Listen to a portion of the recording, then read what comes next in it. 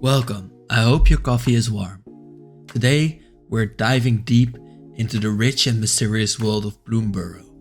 Today, we're uncovering the enigmatic lore of the Calamity Beasts, legendary creatures that are the very embodiment of nature's primal forces. These beings are not mere myths, but integral parts of the valley's ecosystem, ensuring its balance and perpetuity. What secrets do these mighty elementals hold?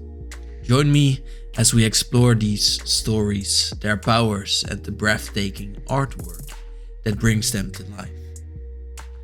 Bloomburrow is under an enchantment of sorts, where every time a planeswalker goes to this realm, they become animal folk. A unique adaptation that connects them deeply to the land, to the plane. This transformation is seen as a gift, granting new arrivals a profound connection to the natural world around them. But it's also a little bit of a curse because some people really don't know how to work a tail.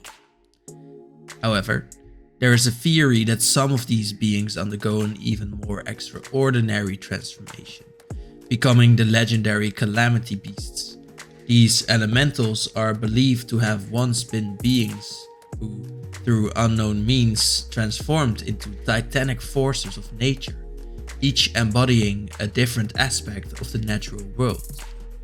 My theory is that these elementals have been forced to turn into these huge beasts, as the magic of the plane forces them to be an animal, and the elementals themselves still need to be the titanic forces that they should be.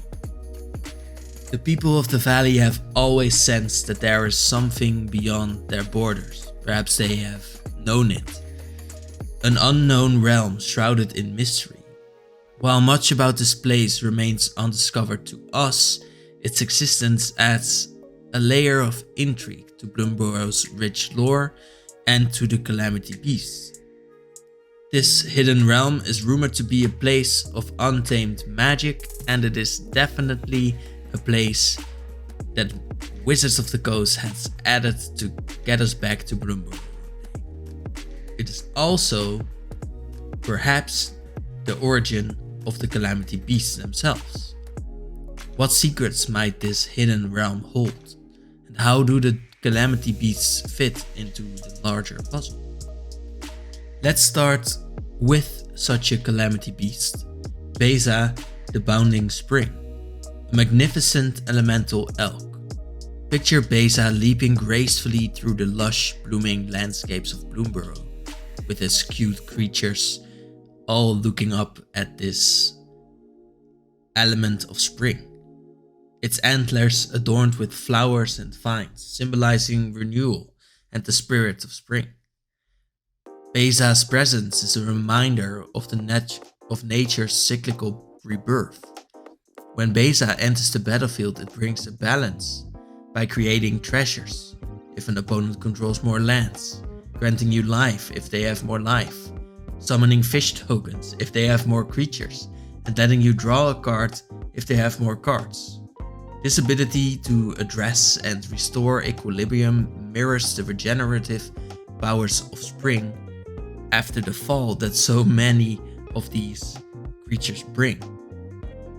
Always, Basa is renewing and revitalizing the valley.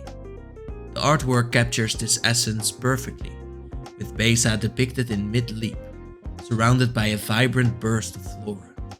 The energy and movement in the illustrations suggest not only physical agility, but also the dynamic force of life itself. Basa's abilities are particularly intriguing.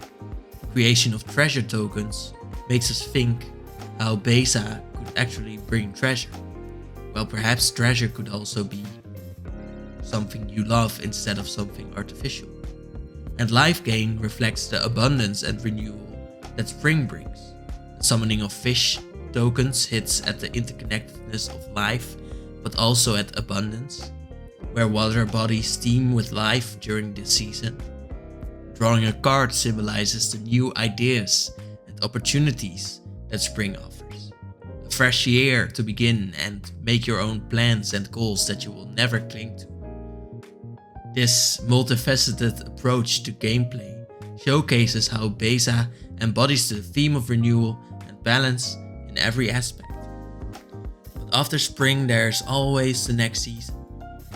Here we have Luma, the bellow of the woods, a colossal elemental bear that stands as the guardian of the forest. Luma is towering in the dense shadowy woods, its fur intertwined with branches. Perhaps she is the branches, leaves and mushrooms, symbolizing its deep connection to the woodland. Luma's power and toughness are tied to the number of lands you control, emphasizing its symbiotic relationship with the forest. When Luma enters the battlefield, it mills 4 cards and returns all land cards from your graveyard to the battlefield tapped. This ability represents the forest's cycle of growth and decay, essential for its regeneration. Luma's vigilant and far-reaching presence ensures the forest is always protected and thriving.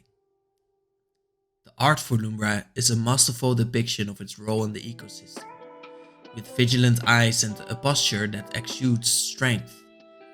Luma looks ready to defend its territory. The integration of natural elements into its form highlights the seamless blend between the bear and its environment. The mill effect represents the natural process of decomposition, where fallen leaves and dead trees enrich the soil, fostering new growth. Returning lands from the graveyard symbolizes the forest's ability to reclaim and rejuvenate itself, maintaining the circle of life. Now we get to the darker parts of Bloomburrow, if they exist at all. Let's look at Maha, its feathers, Night. A weird name if I do say so. A majestic elemental bird that dominates the sky. Maha is soaring through a moonlit landscape and can't be hurt as we saw in the story. Its expansive wings casting a shadow over a garden of vibrant, giant flowers. This juxtaposition of night and growth in the artwork signifies the balance between darkness and life. Maha has flying and trample. Combined with its warmth, it makes it a formidable presence in the air. By requiring opponents to discard a card to target it, Maha maintains control over the night. Additionally, its ability to reduce the toughness of opposing creatures to 1 signifies how darkness can diminish and obscure everything, maintaining the delicate balance between light and dark. The illustration of Maha is striking, with its wings outstretched, covering the sky like a blanket of night. The dark feathers are speckled with starlight, suggesting a cosmic connection. The flowers below, illuminated by moonlight, thrive under its watchful gaze. This imagery reinforces the idea that night is not merely a time of rest, but also a period of growth. Maybe it's inside growth, but there is still growth and rejuvenation. Maha's mechanics in the game reflect this duality, using its ability to control and diminish threats while bolstering its own presence. I think this one is called Aluga, but I want to call it Aluga, so I will do that. Aluga, the shoreless sea, is a titanic elemental fish that commands the ocean. Imagine Aluga rising from the depths, its massive form causing waves to crash and reshape the coastline. The artwork beautifully captures this scene, with submerged structures and rising waters highlighting its control over the sea. The fact that the sea is now shoreless doesn't mean that the sea at this moment doesn't have land around it. It just means that the land doesn't have to be a shore to Aluga. Aluga's power and toughness are tied to the number of islands you control, emphasizing its oceanic might and showing you how the flood counters really flood the world and strengthen Aluga.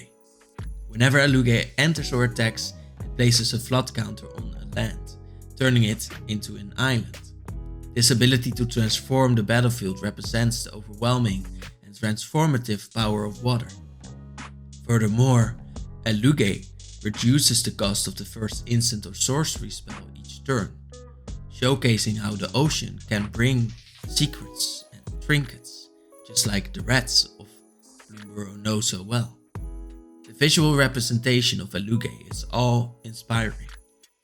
The sheer size of the elemental fish, combined with the dynamic waves and submerged ruins, creates a sense of awe and respect for the ocean's power.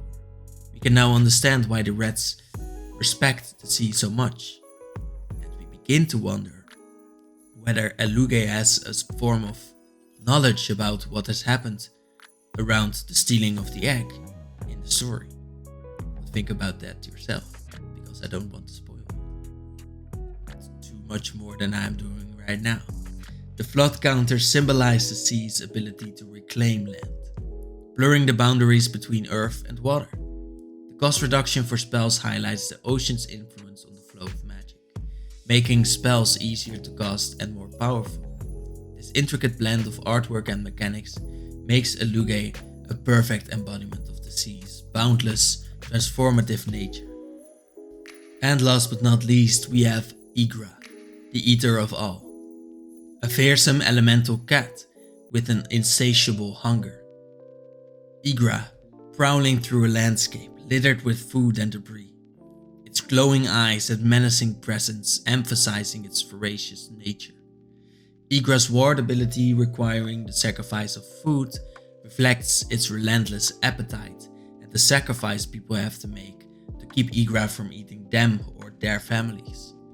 By turning other creatures into food artifacts and gaining strength from consuming them, Igra embodies the consuming and recycling nature of life and death.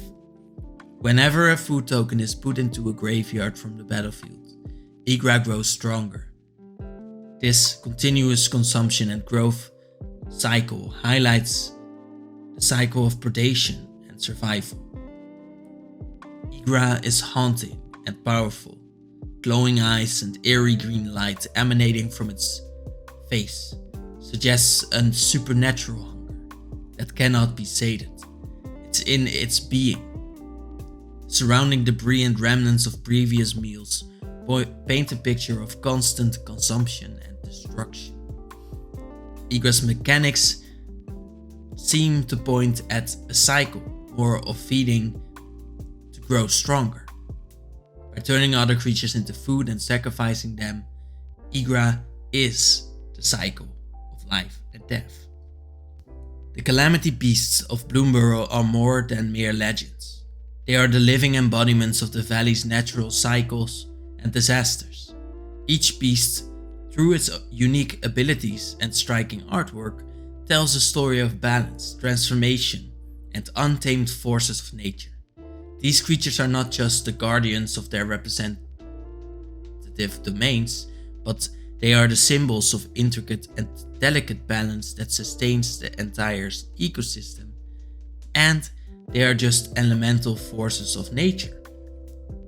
They aren't meant to be anything, they just are. As we continue to explore the mysteries of Bloomburrow, these mighty elementals remind us of the equilibrium that sustains all life on Bloomburrow, but also that there is a little bit more mystery than you might think from a set that is all about cute creatures. The stories, powers, and breathtaking art that bring them together offer a glimpse into the profound, interconnected world of Bloomburrow.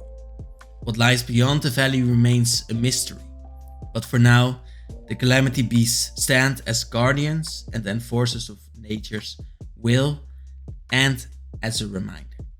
What are your thoughts on the legendary creatures and the secrets they hold? Let me know in the comments below. Thank you for watching.